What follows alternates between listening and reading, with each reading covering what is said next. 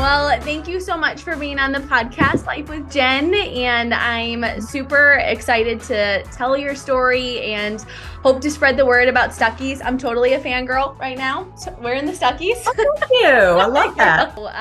Tell us a little bit, and listeners, for those of you who are listening right now, I'm going to back up and tell you a little bit about Stephanie. So I've been following Stephanie for a little while now, probably over a year, as she revamps her family's brand of pecan log rolls. I think you call them pecans. So I'm Midwest. I don't know. I don't think it'll end.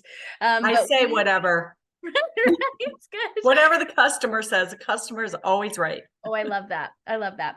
And so Stephanie has used her life savings to revive this brand of Stuckies and the candies. They do pecans. They do the pecan log rolls.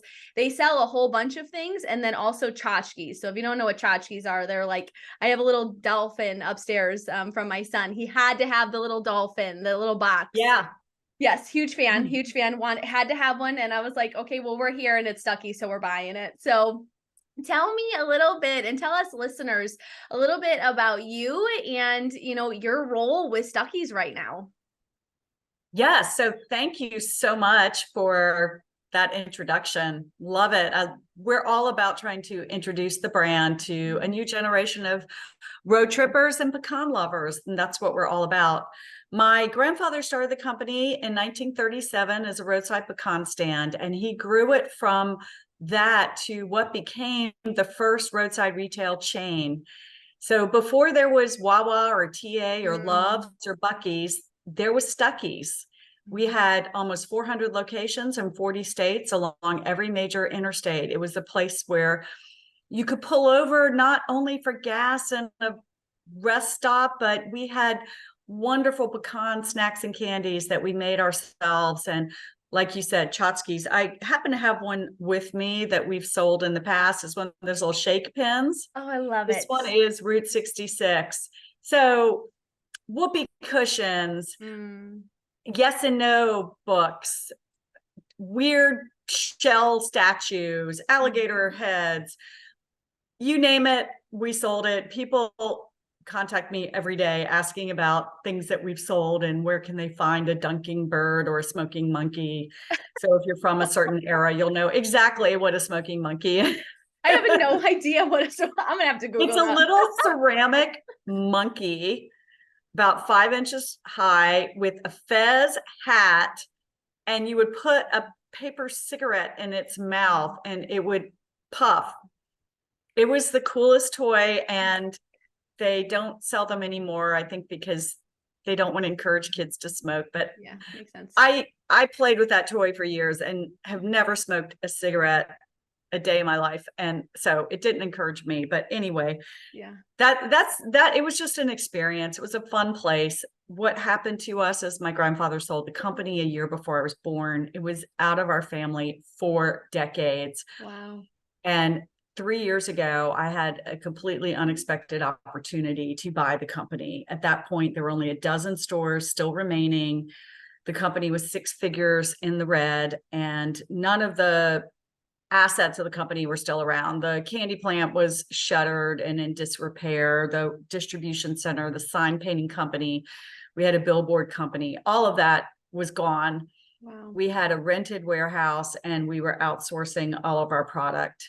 So it was a hot mess. I had zero background in business. I'm an environmental attorney and I was head of sustainability for the city of Atlanta. So I was really starting from not just zero, like maybe negative. Yeah. our EBITDA was actually negative. So yeah, we were starting from a way low position. And now almost 4 years later, we have a candy plant. So I got 2 business partners. We bought a plant and we make pecan snacks and candies ourselves, just like my grandfather did. And we are selling them to thousands of retailers all over the country.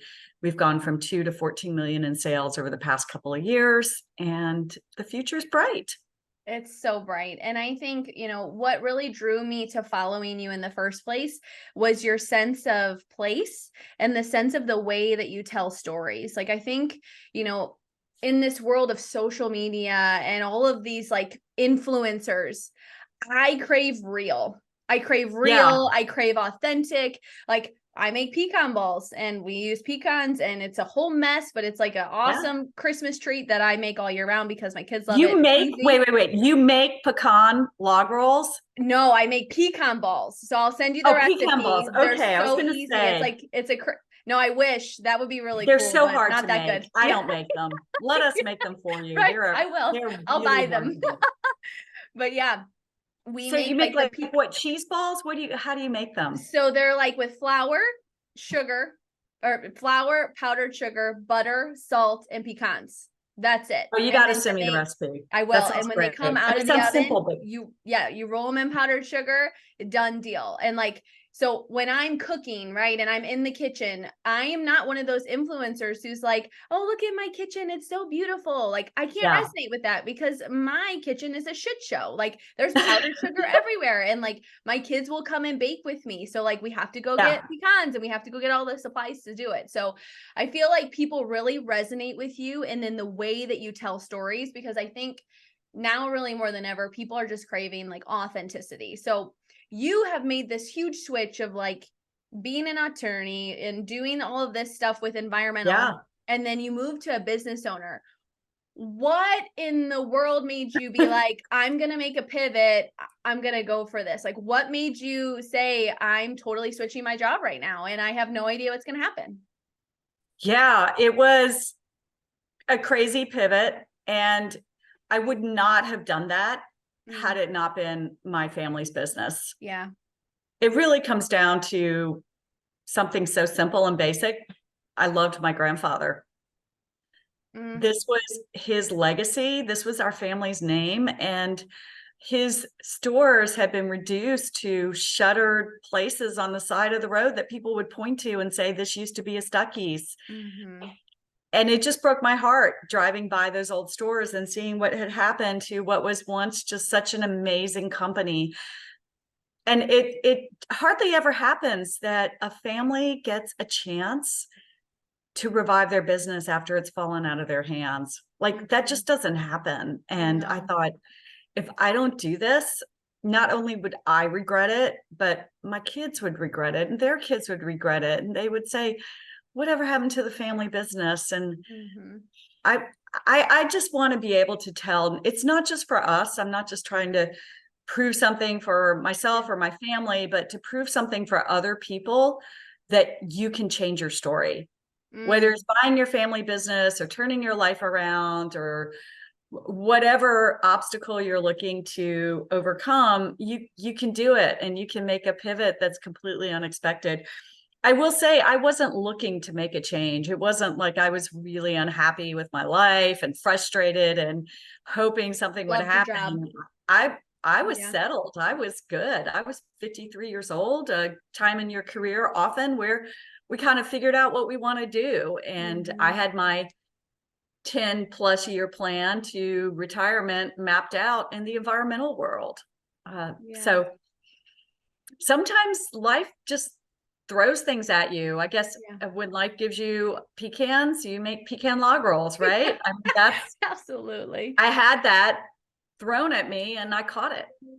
I think a lot of times people are really scared of doing those pivots, and they have to see people and know that they've like made a pivot, right? You took a Yeah. business that was 6 figures in the red. I mean, Yeah. that's no small feat. Like my little small business is definitely not there, but I can't imagine trying to be the underdog and be 6 figures, trying It to be was like, all pretty right, scary. we're gonna go do this. And I read in your article, this article from New York Times, where you pulled up to one of the stores and you started crying and you were like, I Yeah. can't walk in. And you called somebody and they were like, welcome to your regime Yeah. or Welcome to something your like that. empire. Welcome to your empire. The store had a hole in the roof. I was like, this is what I bought. Yeah. what what the heck? Mm-hmm, mm-hmm, mm-hmm. We swear here, But we're you comfortable. know, you work it out, you figure it Yeah. out, you build a team. I think that's the most important thing, is Mm, that the entrepreneurial journey is about being alone together. You build a community, yeah. not only internally, but externally, like people like you who are discovering our brand. It's about building those networks. Yeah. And I as think building scary as that it is, genuine you're not alone. relationship too, like that people have really resonated with the fact that you're like, yep, I was sitting in the car and I was like, oh my goodness, I can't believe I bought this. Like, I feel like a lot of people are like, oh yeah, me too. Or yeah, I've had something in my Yeah. life where I've gotten upset. So my stepdad and I put him on the podcast because he's not a talker, but I'm like, here, I'm going to give you a beer. We're going to have a good conversation. It's going to be fine. And so he's been in business for 40 years. And sometimes I'll call him and I'll say, gosh, like I made this mistake. I made this mistake. This feels like life Yeah. altering. And so I feel like not a lot of entrepreneurs talk about making the mistakes because that is when I have learned the most. And then I've been able to Yes. grow. It's uncomfortable. It hurts. It makes my whole like body probably warm up 10 degrees, but I learn and I move on. So have you made any mistakes in your time with Stuckies? And if so, what were they? And then what did you learn from it? How much time do you have? Well, Every day. I mean, I can there's get a mini mimosa. mistakes. There's micro mistakes. There's macro mistakes. It's Yeah. constant. I think the important thing is cultivating a culture of embracing failure and learning from it. Mm. So one of the things I recently did, I switched my role. I was CEO when I started the company, Yeah, I and saw that.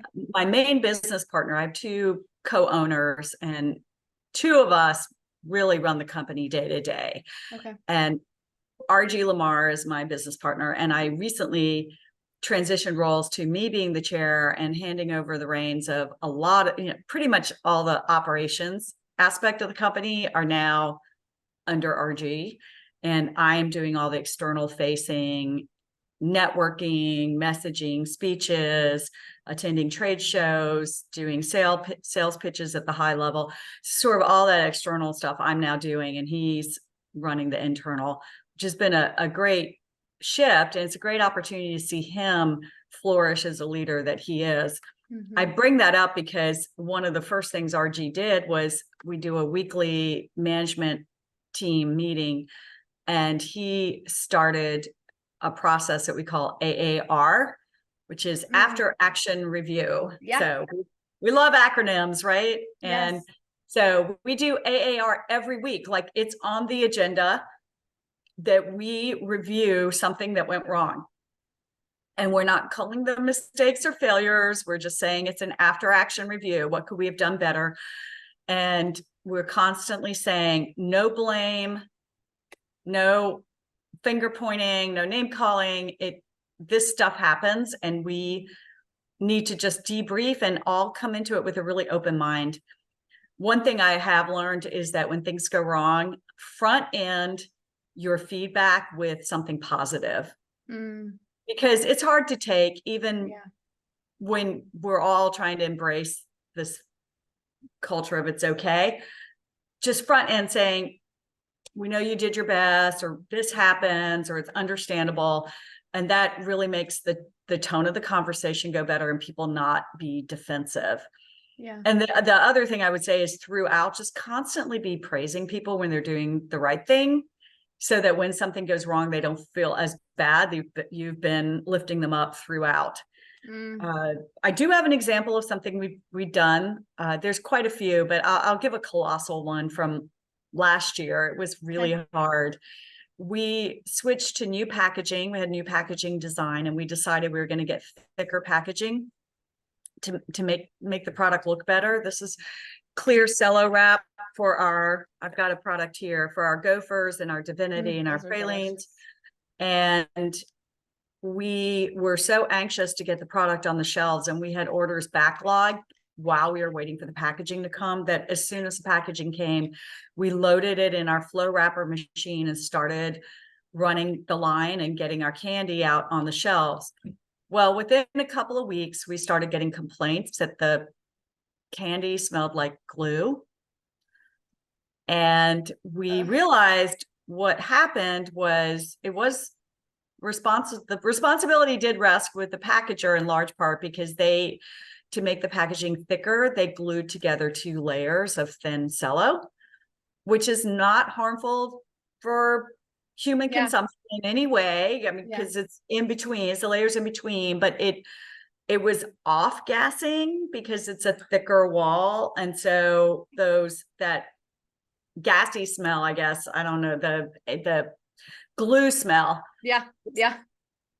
When you opened it, it was there. And taste and smell are very much interrelated. And so we were getting enough complaints, especially with our Divinity, that's extremely absorbent. Some of the other product isn't as absorbent, but the Divinity especially.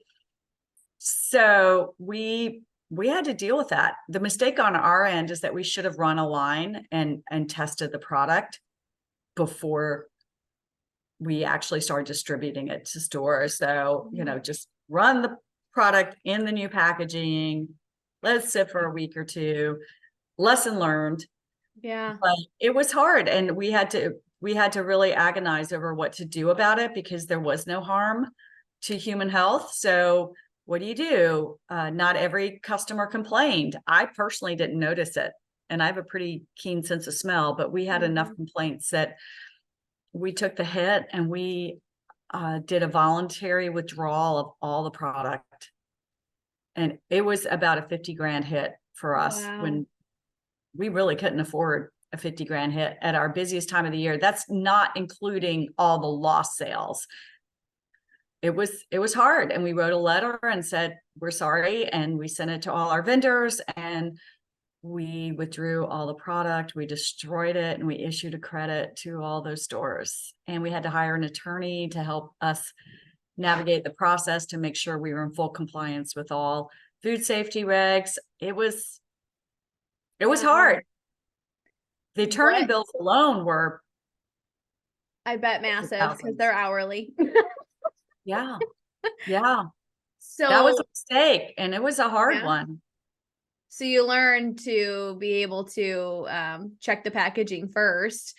And do you feel like that was the right call? Like, it sounds like, as from a customer standpoint, right? You did everything that a customer would expect, right? I think even customers now have really high expectations of that level of service, and the expectation of when they're getting something and it's not exactly what they expect. So, you write the apology letter, you fix the thing, like, you sleep good at night knowing like, yep, we made the right call. Yeah. Yes. Our brand is everything. Our reputation, the quality of our product is what we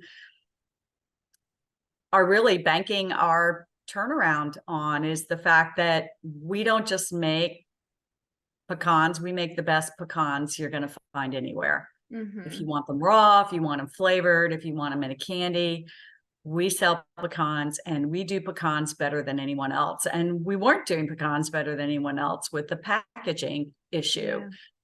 So, removing from the specifics of that situation, but the real high level lesson is, when bad stuff happens, respond quickly. And we hesitated. We waited a couple of weeks knowing that this was an issue, thinking, well, it's not that bad. It was. So I think, high level, when something goes wrong, just be decisive, admit that there's a problem, and full and open communication, just being honest. I love that. I think sometimes too, when a mistake is made, we want to hold on and see if we can fix it internally before letting it out into the universe of all the customers and all the customers' expectations. And then the busiest time of year is already stressful enough. So I love the transparency that you share, that you make mistakes, you move forward, we're decisive. So, what would you tell somebody that's kind of on this entrepreneur journey, right? Maybe they're not taking over the family business, but maybe they're either an employee or they're an entrepreneur. How would you encourage them on their own road trip when they're navigating what that looks like for them? Like, how would you say, like, you can keep going? Yep, we ate 50K in packaging, and now look at us. We're like, you can still make mistakes and keep going. Like, what would you tell someone who did just make a mistake? Keep going. Rely on others. Rely on your team, and also look to external support too when needed.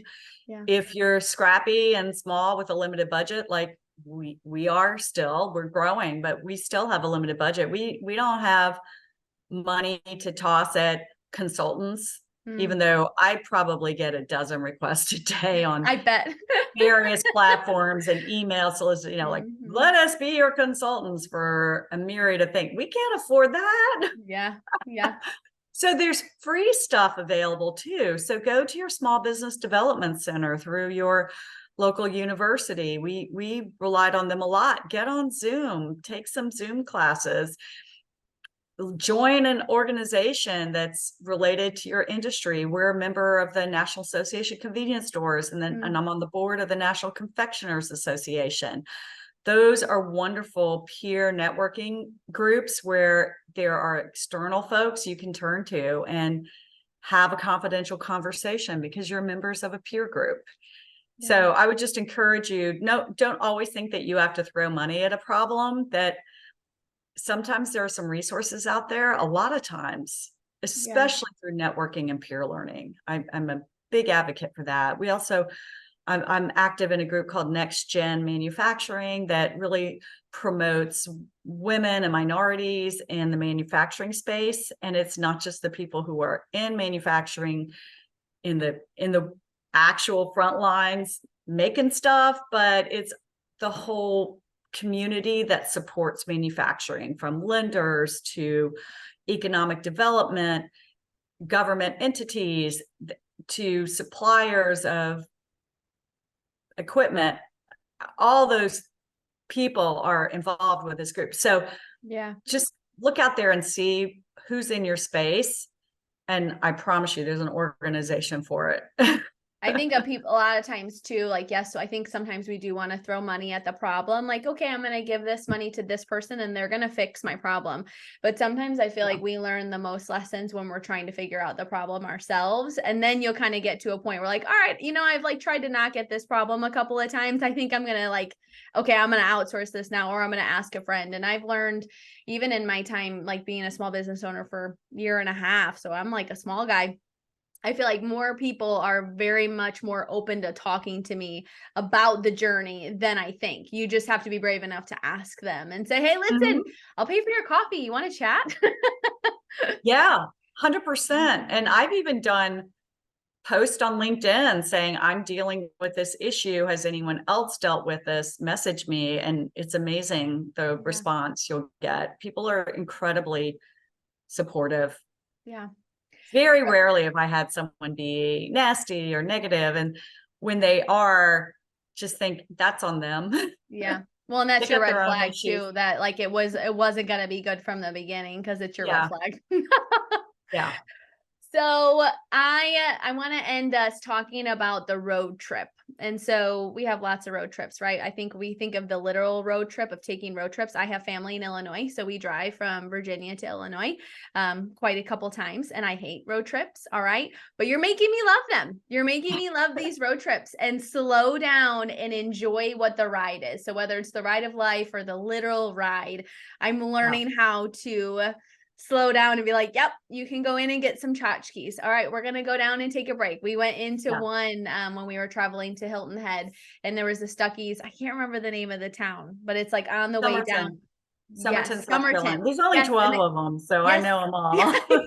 And they've got a Dairy Queen, and that's where we got the little dolphin. And so I'm learning to embrace what that means, right? With the two boys in tow and the road trip and enjoying just being together, confined in this car when I would rather get there 2 hours faster on a plane. So how would you encourage people, especially as we're getting ready for the holiday season, right? You guys are amping up for Christmas. We're totally going to do a giveaway on this post for some like cute Christmas holiday stuff that you've got going on. Thank you. So tell us, like, what would you say on this road trip? How can you encourage us on this road trip this holiday season to slow down just a little bit? When I'm in a hurry, how do you slow down too?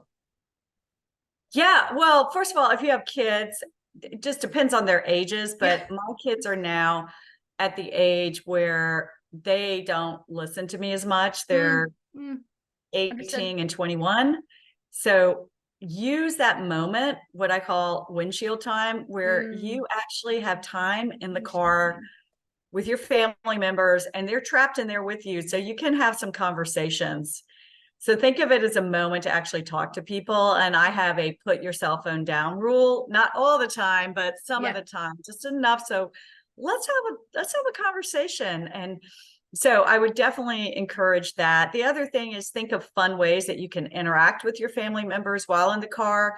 One thing we enjoy doing is Spotify playlist. We'll create a road trip playlist and everyone gets to add their favorite songs. And so we'll play a favorite playlist, some fun songs. And actually I'm at Stuckey Stop on Spotify, and I have several road trip playlists on there, which you can enjoy. Yeah. Then look for fun places to pull over. There's a lot of great apps and resources. The ones I look to the most, Roadside America. It's roadsideamerica.com. And they also have an app that's called Roadside America, and they're on all the social media sites. That is my go-to one. And actually, I'm a contributor. You will see some of my posts on there when I find, and I love it when I discover something that they don't have on their site.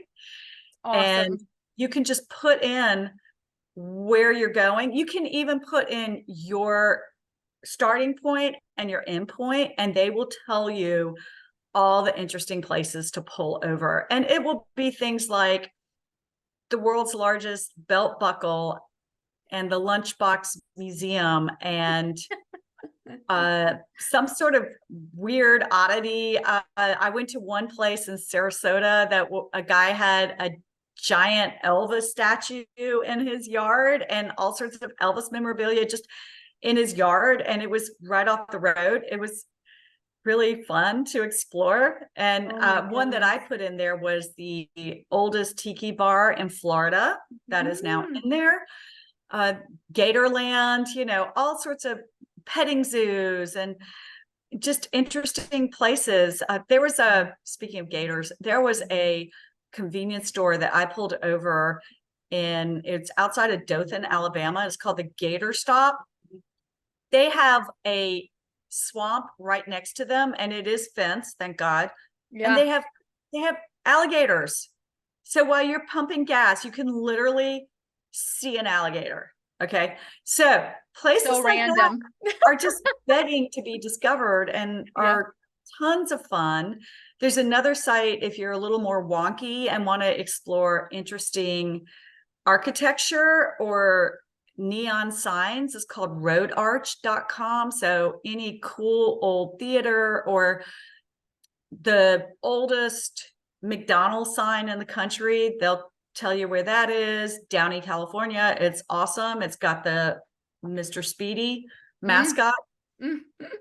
So roadarch.com. Okay, awesome. That's a fun one.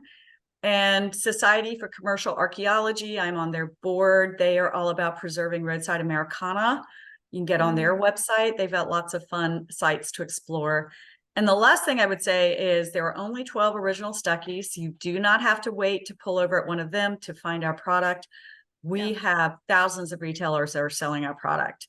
So I saw you guys are in the Food Lion. That's exciting. Food Lion, Ingalls. If you're on the road, Wawa in Florida, Easy Mart, which is in the Midwest and Texas. TA has our pecan log roll. Select Pilot stores in the Southeast has a nostalgia set with us and Moon Pie and Chico Stick. So there's lots and lots of locations. I've got them all posted on my LinkedIn page. Okay. It's pinned to my profile, and you can see where you can pull over and have a Stuckey's treat. Listeners, you have all of the ways to enjoy a road trip now from Stephanie Stuckey, and we have all these links. I'll share a lot of them when this puppy goes live, but we can order online. We'll do a giveaway too, to give away some really awesome holiday treats, because we want to expose people to the Stuckey's brand and continue on this road of revival. So find some windshield time on your road trip. I wrote down this word. I'm going to hold on to that, windshield time, because I feel like it does go fast when these kids are getting older. I feel like I turn around and then they're like very self-sufficient. And I'm like, where did you go? Yeah, they're all grown up. Mouthy. Yeah, it happens. All right. Well, listeners, life is better with you in it. And Stephanie, life is better with you in it. And everything that you're doing with the brand, you're an inspiration to people, especially like me, who really don't like the road trip, but I'm going to learn to embrace it and learn to pull over. So thank you so much for your time today. Thank you. It's my pleasure. You have a great rest of your day. You as well. All right. Have a good one. Bye. Bye.